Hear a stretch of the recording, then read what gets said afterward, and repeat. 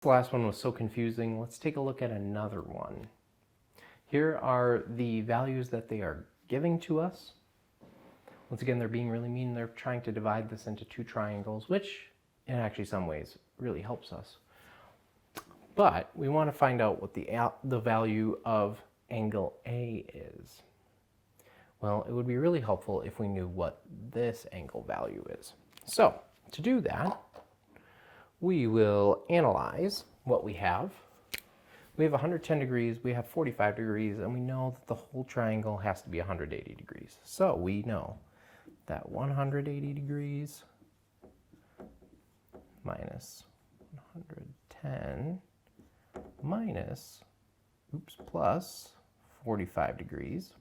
I'm going to add these two angles together. This together is 155 degrees. 180 degrees take away 155 degrees is 25 degrees. So we have a 25-degree angle here. Now, if you're paying attention at the last video, you will already know what the value of angle A is. But let's say you weren't and you still wanted to work this out. Well, here are the angle values that we now know. So we now know that these two are 110 degrees because opposite angles are congruent. Well, we also know that the whole quadrilateral is 360 degrees.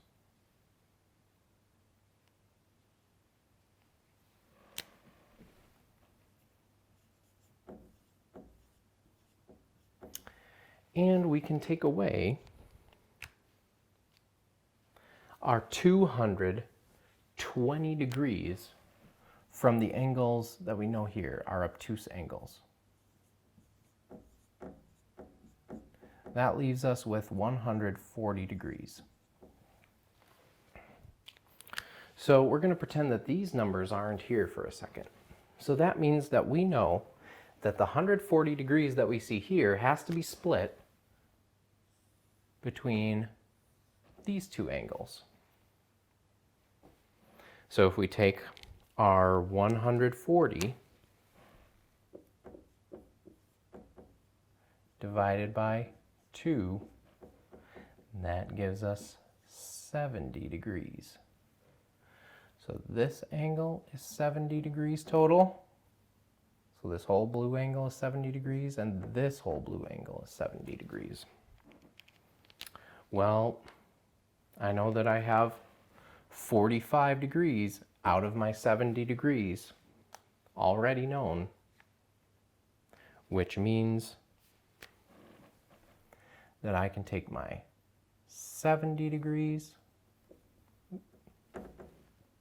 I'll take my 70 degrees minus 45 degrees.